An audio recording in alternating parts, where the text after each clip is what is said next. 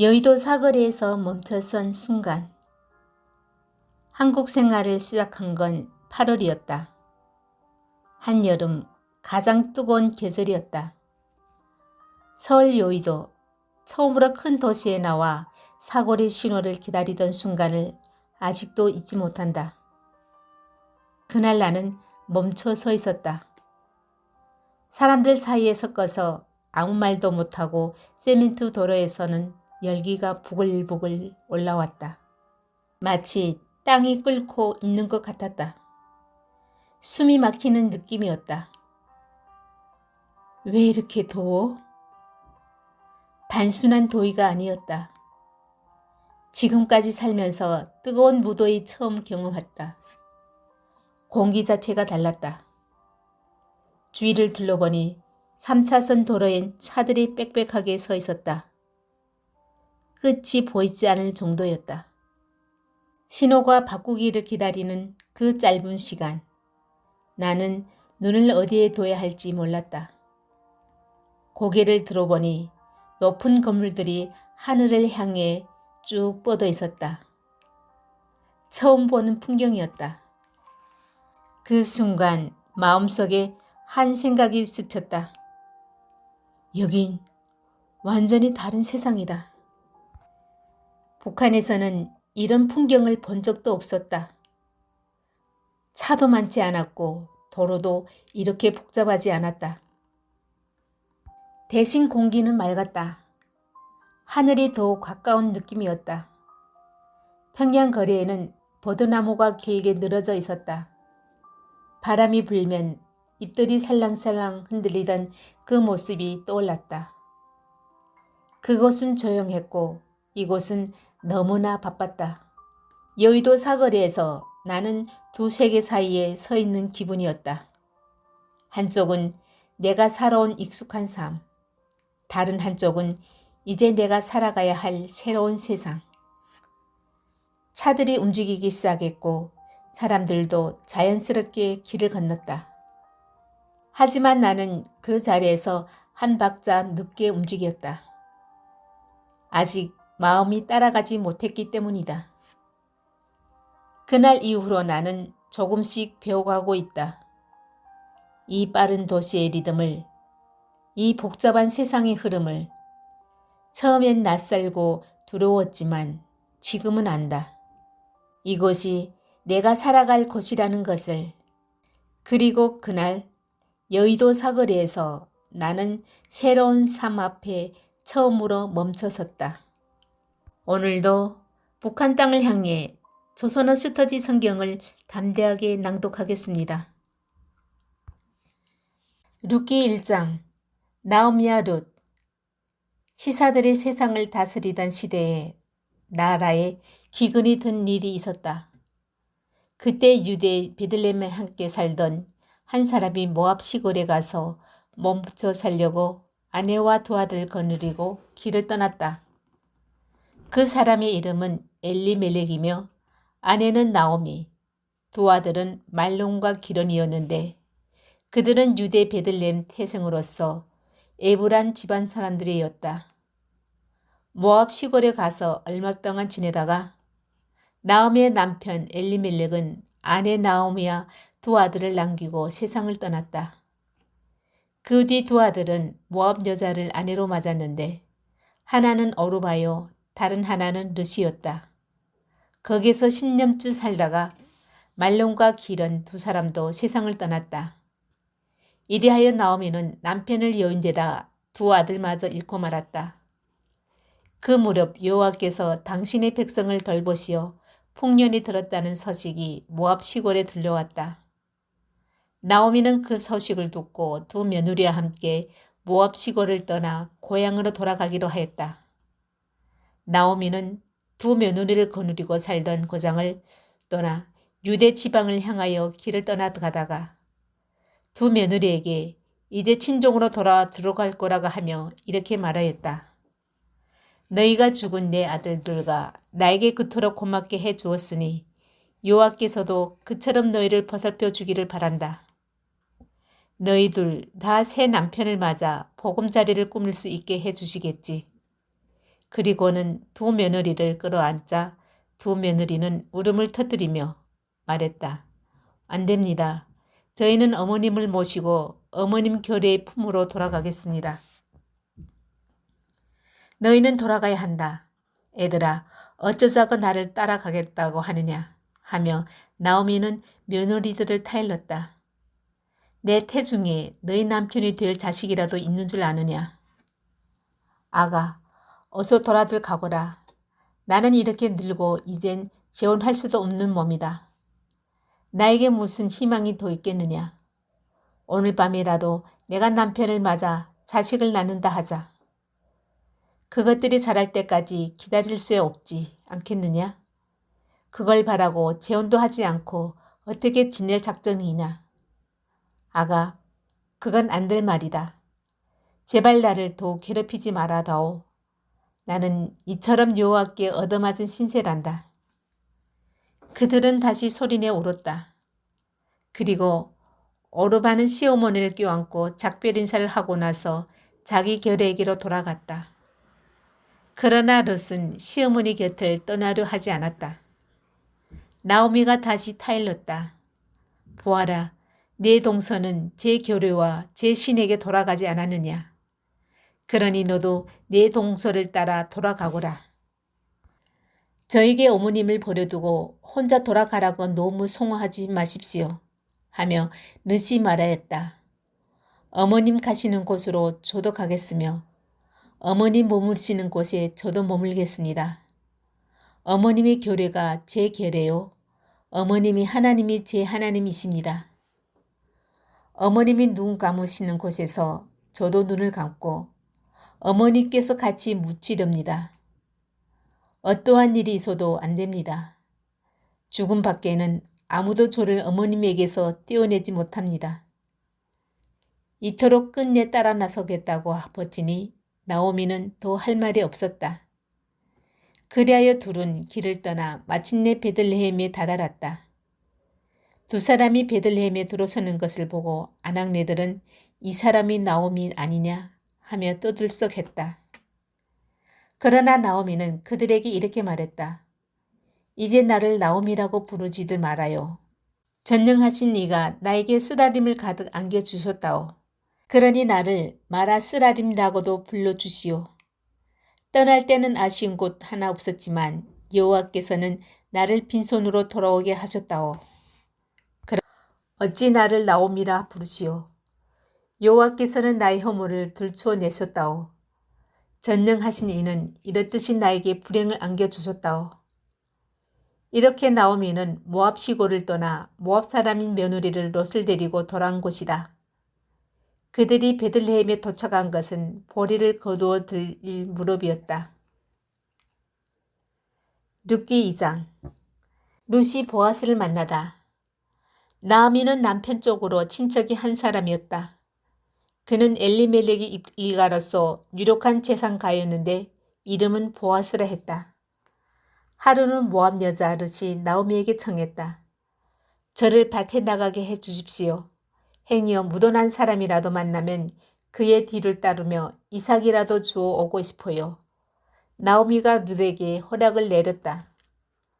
룻이 밭에 나가 추수한 일꾼들의 뒤를 따르며 이삭을 주는데 공교롭게도 그 밭은 엘리멜렉의 일가의 보아스의 것이었다. 때마침 보아스가 베들레헴에서 와서 여호와께 자신들과 함께 하여 주시기를 바라되 하며 추수하는 일꾼들에게 인사를 하고 있었다. 여호와께 복을 받으십시오 하고 일꾼들이 대답했다. 보아스는 추수하는 일꾼들을 감독하는 한 모순에게 물었다. 저 젊은 여자는 네 댁인가? 일꾼들을 감독하던 머슴이 대답하였다. 저 젊은 여자는 나오미와 함께 모압 시골에서 돌아온 모압 여자입니다. 일꾼들이 거두면서 흘린 이삭을 뒤따르며 죽게 해달라고 사정하더군요. 아침에 와서 지금까지 앉지도 않고 이삭을 줍고 있습니다. 보아스가 룻에게 말했다. 아가, 내 말이 들리지? 다른 사람 밭에는 이삭을 주우러 갈 것 없다. 여기서 다른 데로 가지 말고 우리 집 아낙네들과 어울려 다녀라. 추수하고 있는 밭에서 한눈 팔지 말고 이 아낙네들이 뒤를 따르며 이삭을 주어라. 머슴들이 너를 성가시게 못하도록 분명히 일러두마. 먹이 마르거든 머슴들이 항아리에 길어다든 물이 있으니 가서 마셔라. 그러자 룻은 땅이 엎드려 절하며 말하였다. 어찌하여 저를 이렇게까지 귀엽게 보아주시고 마음을 써주십니까? 저는 한날 이국 여자에게 지나지 않습니다. 보아스가 말했다. 나는 다 들었다. 네가 남편이 세상을 뜬 뒤에도 시어머니를 극진히 모시었고 고향을 버리고 부모를 떠나 낯선 이 백성들에게 왔다는 말을 들었다. 네가 그렇게도 가혹하게 행하였는데 어찌 여호와께서 갚아주시지 않겠느냐. 네가 이스라엘의 하나님 여호와의 날개 아래로 안식처를 찾아왔으니 너에게 넉넉하게 갚아주실 것이다. 룻은 부디 저를 귀엽게 보아주십시오. 저는 대기 어느 여종만도 못한 몸인데도 이렇게 다정스러운 말씀으로 용기를 주시는군요 하며 고마워했다. 식사 때가 되어 보아스가 룻에게 권했다. 이리와 빵을 떼어 이 시큼한 술에 찍어 먹어라. 그리하여 룻은 추수한 일꾼들 옆에 앉았다. 보아스는 룻에게 밀청대를 배불리 먹고도 남을 만큼 집어주었다. 룻이 다시 이삭을 주우려고 일어서는데 보이스가 머슴들에게 명령을 내렸다. 전 여자가 볼이 단 사이로 돌아다니며 이삭을 줍도록 나무라지 말라. 또한 볼이 단에서 이삭을 빼내어 흘러주어라. 그리고 그것을 줍더라도 야단치지 말라. 룻이 저녁 때까지 주운 이삭을 털어보니 보리가 한 에바나 되었다. 룻은 그것을 메고 마을로 돌아가 시어머니께 보이고 나서 배불리 먹고 남겨온 음식도 꺼내 드렸다. 시어머니가 물었다. 오늘 어디서 이삭을 주었느냐? 어디서 일을 했느냐? 너에게 이렇게도 마음을 쏘주신 그분이 복을 받지 못하면 누가 받겠느냐? 쏘주신 그분이 복을 받지 못하면 누가 받겠느냐? 룻이 오늘 제가 이삭을 준 밥 주인은 보아스라고 하더군요 하며 자기가 누구네 밭에서 이삭을 주었는지를 시어머니에게 밝히자 나오미가 며느리에게 말했다. 그분은 산 사람에게나 죽은 사람에게나 한결같이 고맙게 대하시는구나. 그분이 여호와께 복받지 못하면 누가 복을 받겠느냐. 그분은 우리와는 가까운 일가이다. 우리를 떠맡아줄 사람 가운데 한 분이다. 룻이 시어머니에게 보아스가 추수가 끝날 때까지 자기네 집 아낙네들과 함께 어울려 다니도록 하였다고 말했다. 나오미는 아가, 내가 그대 아낙네들과 함께 일하러 나가게 되었나니 참 잘 되었다. 다른 밭에 갔다가 남자들에게 욕을 당할 염려가 없게 되었구나 하고 며느리에게 말하였다. 이리하여 룻은 보리와 밀 추수가 끝날 때까지 보아스 집안의 아낙네들과 어울려 다니며 이삭을 주어 시어머니를 모시며 살았다. 룻기 3장. 타작마당으로 보아스를 찾아간 룻. 시어머니가 나오미가 룻에게 말했다. 아가, 이젠 너도 행복을 누리며 살 보금자리가 있어야겠구나. 내가 그곳을 마련해 주마. 그렇지 않느냐? 너는 보아스네 아낙네들과 어울려 지냈지만 그분은 너도 알다시피 우리와는 친척이다. 바로 오늘 밤 그분은 타작마당에서 보리를 까부실 것이다. 그러니 너는 모욕을 하고 향수를 바른 다음 장옷을 입고 그대 타작마당에 내려가 보아라. 그분이 저녁 식사를 마치기까지는 눈치채지 않도록 하여라. 그분이 잠자리에 들거든 그 잠자리를 잘 알아두었다가 살구문이 가서 그 발자취를 들추고 거기 누워라. 그 다음에 내가 할 일은 그분이 일러줄 것이다. 어머님 말씀대로 어김없이 하겠습니다. 룻은 이렇게 대답하고 타작마당으로 내려가 시어머니가 시킨 대로 하였다. 보아스는 먹고 마시고 나서 흐뭇한 마음으로 보리가리 옆에 가서 누웠다. 룻은 살며시 가서 그의 발치개를 들치고 거기 누웠다. 보아스는 한밤중에 한기를 느껴 몸을 웅크리다가 발치개에 웬 여자가 누워있는 것을 알고 너는 웬 여자나 하고 물었다. 비녀는 롯입니다 하고 르시 대답했다. 어르신네께서는 이 몸을 맡아주실 분이십니다. 그 옷자락으로 저의 몸을 덮어주십시오.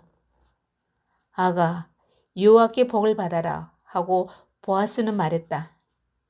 너는 돈이야 있든 없든 젊은 사람을 따라 감직한데 그러지 아니하고 이렇게까지 효성을 다하니 이것은 지난날의 효성보다도 더욱 가력하구나.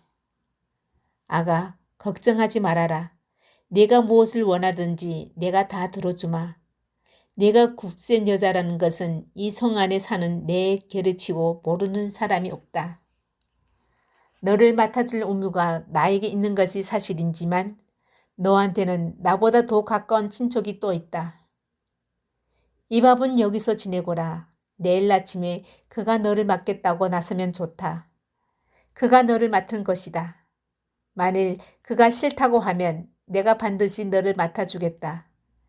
날이 살 때까지 여기에서 쉬어라. 이리하여 룻은 날이 새기까지 그의 발치에 누워있다가 여자가 타작마당에 왔다는 것이 알려줘서는 안 된다는 보아스의 말을 따라 서로 얼굴을 알아볼 수 있게 되기 전에 일어났다. 보아스는 룻이 쓰고 있는 장옷을 벌리라고 한 다음 룻이 장옷을 벌리자 보리 6대박을 퍼담아 지어주었다. 룻이 마을로 돌아와 시어머니에게로 오자 시어머니는 어찌 되었느냐고 물었다. 룻은 그가 자기에게 해준 일을 다 말했다. 시어머님께 빈손으로 돌아가셔야 되겠느냐고 하시면서 보리를 6대박이나 주시더군요. 이 말을 듣고 나오미는 그분이 오늘 안으로 이 일을 정말 짓지 않고는 못 견딜 것이다 하면서 일이 어떻게 되는가 기다려 보라고 했다. 룻기 4장. 보아스와 룻이 결혼하다. 보아스가 성문께로 올라가 앉아 있는데 마침 자기가 말하던 그 친척이 지나갔다. 여보게 이리로 와서 앉겠나 하며 보아스가 이를 부르자 그가 발길을 돌려 와서 앉았다. 보아스는 마을 장로들 가운데서 10사람을 불러 이리 와서 앉으십시오 하고 자리를 권하였다. 그들이 자리를 잡자 보아스가 그 친척에게 말했다. 우리의 동기 엘리멜렉이 소유지가 있지 않소? 그런데 나오미가 모압 시골에 돌아와서 그 땅 권리를 팔려고 내놓았어. 이 소식을 당신에게 알려두려 한다고 생각해서 하는 말이지만 여기 앉아있는 분들과 내 교례 장로들이 보는 앞에서 그곳을 사시오. 그 땅을 도로 사서 가질 생각이 있으면 도로 사서 가지시구려. 그럴 생각이 없으면 그렇다고 말해 주시오. 내가 알아야 하겠소. 그것을 도로 사서 가질 사람은 당신밖에 없소. 당신 다음은 나이가 하오. 내가 도로 사서 가지겠소. 하고 그가 대답하자 보아스가 다짐하였다. 나오미에게서 밭을 넘겨받는 날 당신은 고인의 아내 모압 여자 룻기도 또 맡아야 하오. 그리하여 고인의 이름을 이어 그의 유산을 차지할 사람을 낳아줘야 하오. 그러자 그 친척은 그랬다가는 내 재산만 손해를 보겠군. 그럴 수 없어 하면서 그 땅을 돌아가서 갖지 않겠다고 했다. 내가 사서 가질 것이지만 당신이나 서서 가지시구려. 나는 그럴 마음이 없어. 옛날 이스라엘에서는 유산을 도로 사서 가지는 의무를 남에게 넘겨줄 경우에는 신 한 짝을 벗어서 상대편에게 주는 습관이 있었다. 그것을 중고물로 삼고 매듭을 지었던 것이다. 그 친척도 당신이 차지하시오 하면서 신 한 짝을 벗어 보아스에게 주었다. 그러자 보아스는 장로들과 온 결에게 말했다. 나는 엘리멜렉과 기론과 말론에게 달렸던 그 모든 것을 나오미의 손에서 샀습니다. 당신들은 오늘이 이 일의 증인이십니다. 또 나는 말론의 아내 모압 여자 롯까지도 유산과 함께 아내로 얻었습니다. 그래서 나는 고인의 이름을 이어 그 유산을 차지할 사람을 낳아주어서 고인의 이름이 그의 형제들과 함께 남아 이 고장 성문 안에서 끊어지지 않도록 할 것입니다. 당신들은 오늘 이 일의 증인이십니다. 성문에 있던 온 백성이 우리가 증인이요 하고 대답하자 장로들이 말했다. 여호와께서 그대 집에 돌아오는 이 노인으로 하여금 이스라엘 가문을 일으킨 두 노인 야일과 레아처럼 되게 해주시기를 기원한다. 그대가 에브라임 다인 권세를 떨치고 베들레헴에서 이름을 휘날리기를 빌며 또한 여호와께서 이 젊은 여인의 몸에서 후손을 일으키시어 그대의 집안 다발이 유다에게 낳아준 베레스 집안 같이 되기를 기원한다. 다윗의 계보. 이렇게 보아스는 룻을 맞아 아내로 삼고 한 자리에 들었다. 여호와께서 점지해 주소서 룻의 아들을 낳자 아낙네들이 나오미에게 축하하여 말했다. 오늘 이처럼 당신 가문이 대를 이어 내려오게 해 주셨으니 여호와께 찬양을 드립니다. 이제 이 아기 이름이 이스라엘에서 명예를 얻게 되기를 우리는 바랍니다.